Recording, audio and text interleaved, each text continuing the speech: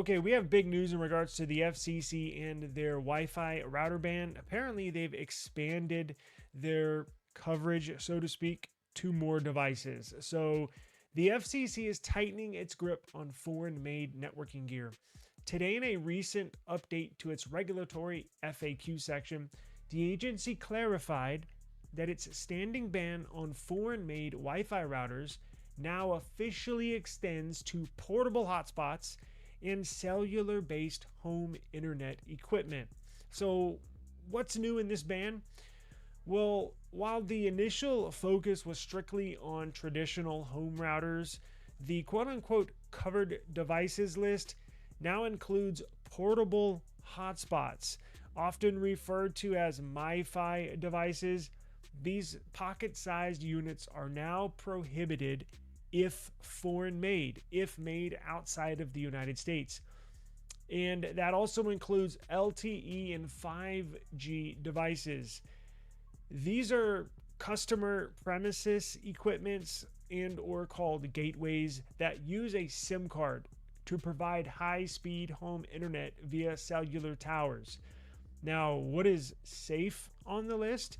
Well, at the moment, despite the widening scope, one category remains untouched by the current restrictions. That's smartphones. Now, your phone's built-in hotspot feature is safe. I use mine every once in a while.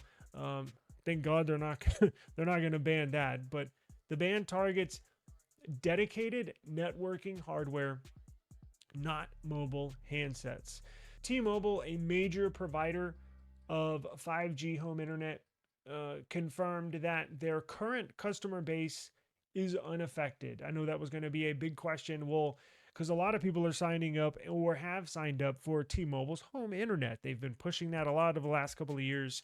And once I saw this, was wondering, that's the first thing that came to my mind. Well, what about the T-Mobile routers? T-Mobile said in a statement today that their current customer base is unaffected. The carrier noted that previously approved hardware remains legal to use, and they are working closely with the government, the FCC, and its vendors to ensure future equipment meets the FCC's evolving compliance standards.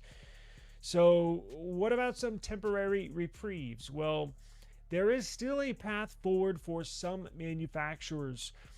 Earlier this month, the FCC granted conditional approvals to certain Wi-Fi routers. For example, Netgear secured a clearance window for its Nighthawk and Orbi lines that lasts through October 1st, 2027.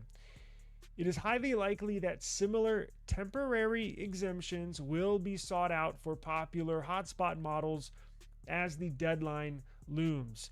So, what's the bottom line with this? Well, the FCC is systematically closing loopholes for foreign-made networking technology. And it appears that each company, like with Netgear, to work closely with the FCC and the government to try to get their routers approved, because I'm pretty sure the the Nighthawk and the Orbi Wi-Fi routers, pretty sure those are made outside of the US.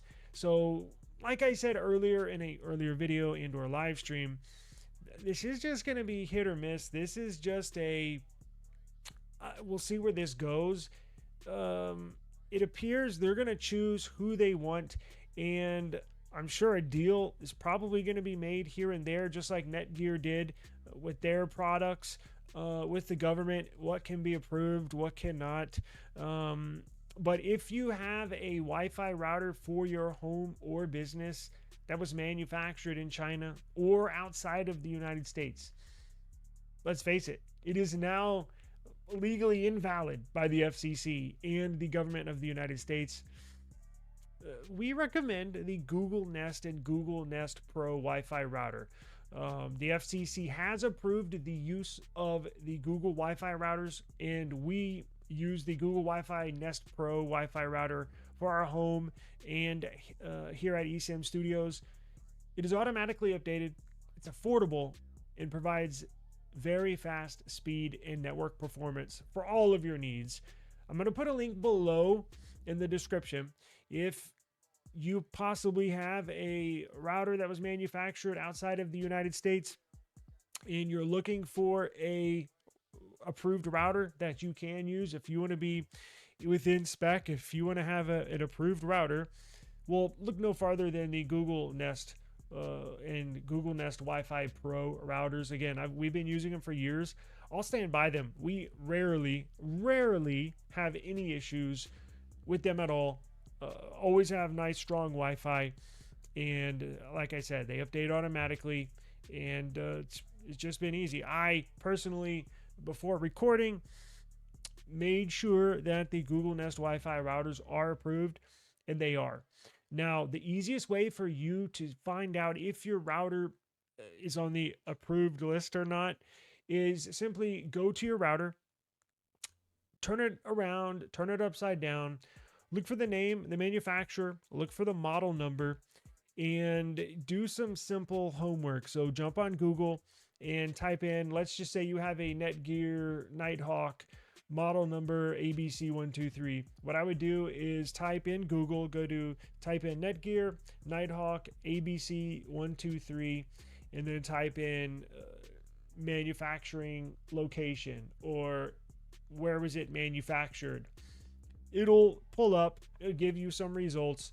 And if it's manufactured outside of the United States, which I'm assuming all of them are, you're probably going to want to upgrade. Now, again, I don't really know where this is going. I don't think anybody knows where this is going. I can only imagine what the hell Netgear board of directors or CEO or people within that company, I'm sure they're pulling their hair out because, they sell a lot of products here, not just residential, but businesses, private sector, public sector, everywhere are Wi-Fi routers. And I'm sure this could put a huge dent in revenue this year. So just do your homework. And like I said, if maybe your Wi-Fi router is 6 years old and it's time to upgrade it anyways, and it says your router was manufactured in Thailand. Well, now it's not approved. So I personally recommend the Google Nest Wi-Fi routers. Again, links down below in the description. Can't go wrong with them, and you can control it all by your phone. I know you can do that basically with all of them now, but it's so easy. You just plug it in, forget about it. You have Wi-Fi service for a long time, at least as long as you pay your bill. So definitely stay tuned. Subscribe to the eSIM Studios YouTube channel. April the 30th is coming up. So what's going on April the 30th? Well, April the 30th is the big day that the FCC is going to vote on the phone ban. So just like with these routers, that's already in effect. They're going to vote on phones, on smartphones.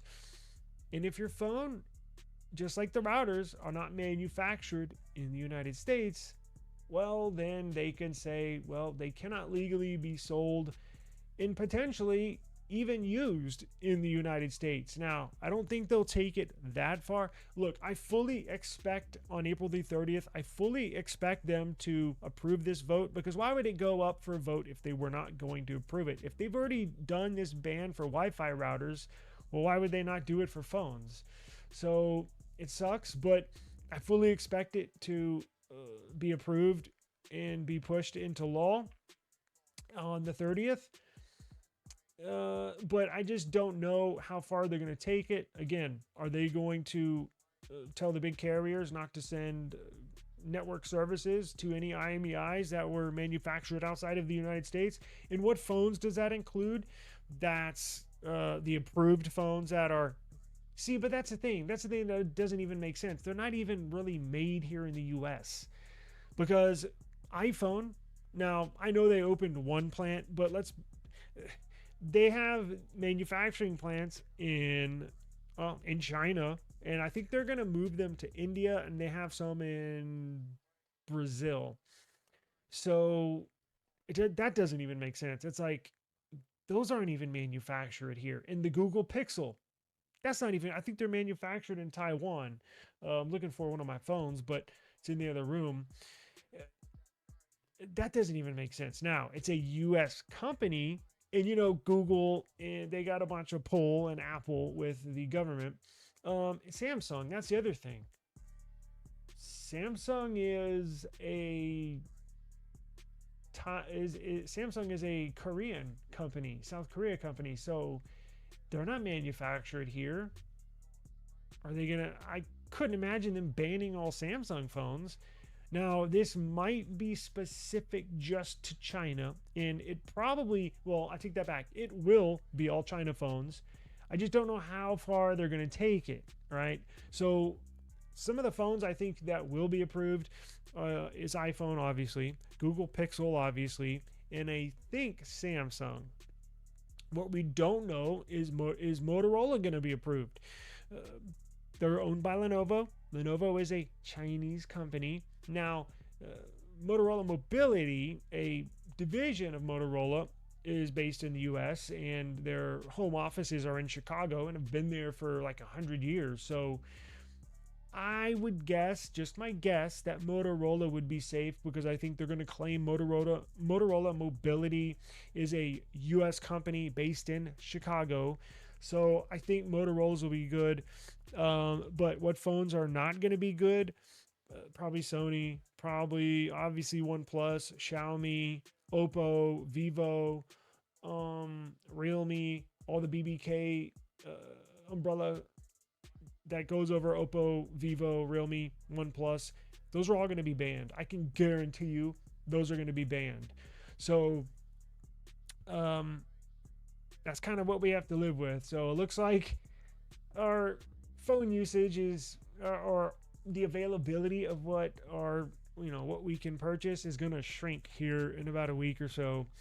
I fully expect it to go into full effect here on the 30th, which is in 7 days. So looks like you're just going to have choices of iPhone, Pixel, Samsung, and Motorola. 4 phones. That's it. So I don't know. It sucks, but that's just the world we got to live in here. Subscribe to the eSIM Studios YouTube channel, and I can promise you I'm going to check up on this if there's any news, if there's any updates every single day for you, just so you can be updated with what's going on in this crazy world that we live in. So